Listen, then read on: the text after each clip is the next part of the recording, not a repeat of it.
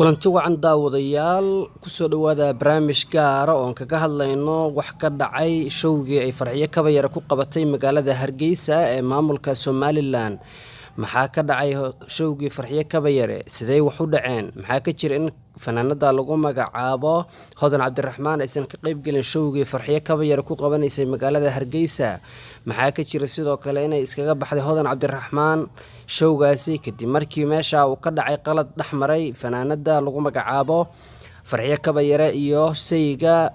Hodan Cabdiraxmaan Mursal Muuse. sidee wax u dhaceen? balse daawadayaal intaan u gudagelin barnaamijka, halkani waa Masaal Media. fadlan haddii aad ku cusub tahay channelka subscribe saaro, calaamada gambaleelkana ha hilmaamin si aad u noqoto daawadaha ugu horeeya ee dhageysta barnaamijyada aan baahino. waxaa khilaaf xoogan uu soo kala dhexgalay fanaanada Hodan Cabdiraxmaan iyo farxiyo kabayare kadib markii farxiyo kabayare ay show ku qabatay magaalada Hargeysa ee maamulka Somaliland. khilaafkan oo soo shaacbixin wili ayaa shabakada Masaal Media oo xiriir la ka sameeyay fanaanada lagu magacaabo Qatra Silmo ay noo xaqiijisay in labada fanaan ay isku dhac xoogan soo kala dhexgalay kadib markii fanaanada lagu magacaabo farxiyo kabayare ay showgeedii ku qabanaysay magaalada Hargeysa ay ninka lagu magacaabo Mursal Muuse oo ah sayga Hodan Cabdiraxmaan ay laabta geliday isla markaana ay si aad u qurux badan ay u shumisay afkiisa. arrintan oo noqotay mid dadkii goobta joogay oo masraxa daawanayay ay si aad ula yaabeen ayaa waxaa laga duubay muuqaalo isla markaana waxaa hadda banaanka u soo baxay muuqaaladaasi sida aadka ay dadka Soomaalida ah ee ku nool magaalada Hargeysa ay saakay u hadal hayaan isla markaana looga qaxweynayo maqaayadaha magaalada Hargeysa. arrintan ayaan la ogeyn sida ay farxiyo kabayare u qasaday isla markaana ay ula jeeday, balse dad la socday farxiyo kabayare ayaa inoo sheegay inay markii horeba xiriir lahaayeen farxiyo kabayare iyo Mursal Muuse, xiriirkooduna uu ku horeeyay fanaanada lagu magacaabo Hodan Cabdiraxmaan. haddaba daawade, arrintan ayaa waxay noqon doontaa fadeexadii ugu horeeyay iyo khilaafkii ugu horeeyay ee soo kala dhexgalay labada fanaan ee ku wada nool cariga Mareykanka ee wadankaasi Mareykanka, isla markaana labadooduba yihiin laba fanaan oo midna ka soo jeedo magaalada Hargeysa iyo magaalada Muqdisho ee dhulka Soomaalida ay kala degto. haddaba daawade, arrintan ayaa waxa ay tahay mise aada dadka Soomaaliyeed ee ku nool magaalada Muqdisho iyo Hargeysa ay maanta si aad u hadal hayaan, iyadoo baraha bulshadana ay qabsadeen muuqaalka laga duubay farxiyo kabayare oo si qurux badan u shuminaysa fanaanka lagu magacaabo Mursal Muuse oo ah sayga Hodan Cabdiraxmaan. Hodan Cabdiraxmaan ayaa sidoo kale goobta iskaga baxday iyadoo si aad u careysan isla markaana aan wajiga sii karin farxiyo kabayare maadaama ay meel maxfala oo bareera ay ku shumiday ninkeedii. fanaaniinta ayaa sidoo kale looga bartay dhacdhaca iyo inay shumiyaan ama ay xiriir hoose la sameeyaan nimanka ay qabaan naagaha kale, iyadoo farxiyo kabayarana hawshani ay si aad ugu bareertay isla markaana aysan waxba u reeban fanaanada lagu magacaabo Hodan Cabdiraxmaan oo ay hadda wada nool yihiin Mursal Muuse.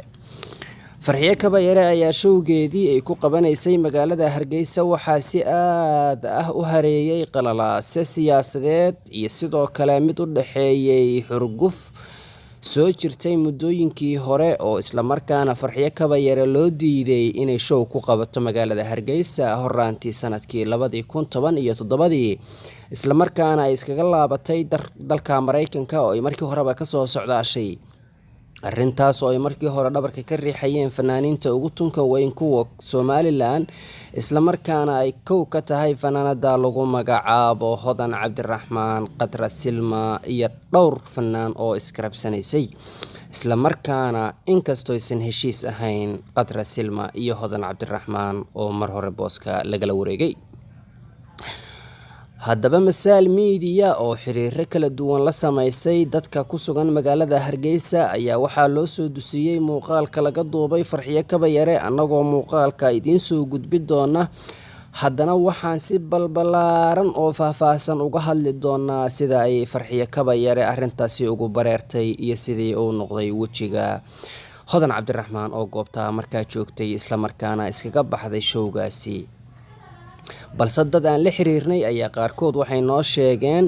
in ay sabab markii horeba imaanba goobta fanaanada Hodan Cabdiraxmaan ayna ka warhaysaba xiriirka ka dhaxeeyay fanaanadaasi iyo ninkeeda. haddaba daawaday ku soo dhawaa muuqaalka laga duubay Farxiyo Kabayare oo si qurux badan u shuminaysa fanaanka lagu magacaabo Mursal Muuse oo ah sayga Hodan Cabdiraxmaan isla markaana Hodan Cabdiraxmaan ay arrintaasi si aad uga carootay ayadoo dadka Somaliland iyo dadka Soomaaliyeed guud ahaan ay maanta si aad u hadal hayaan gaar ahaan cariga Mareykanka oo Farxiyo Kabayare ka timidna si aad loogu dhaleeceynaya arrintaasi. ku soo dhawaa muuqaalka daawaday.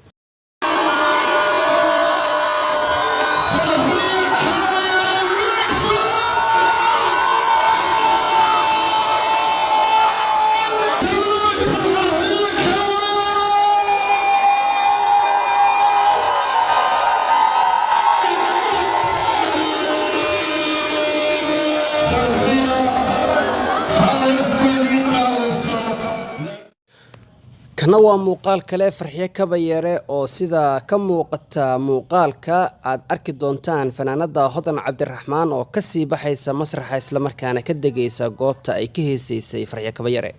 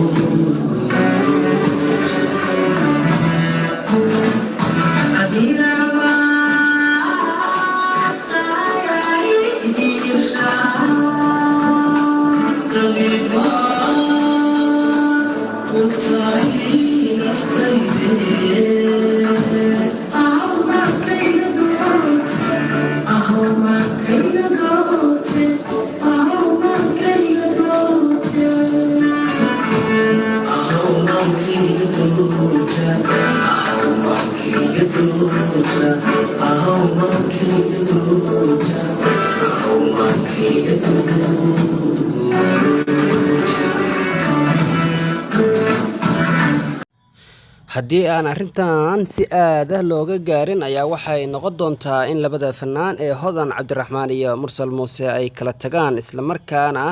arrintoodiina ay meesha ku soo gabagabowday iyo xiriirkoodii inta muddada soo jiray isla markaana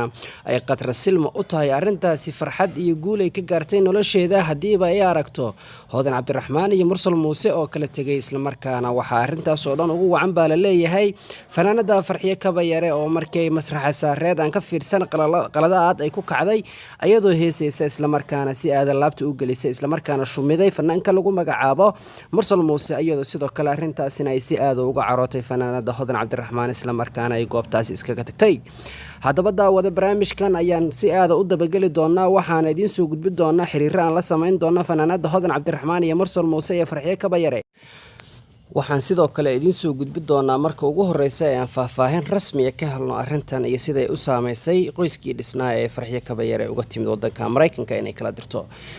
haddaba daawada barnaamijkan ayaan si aad u dabagali doonaa waxaan ku ballan qaadaynaa haddii aad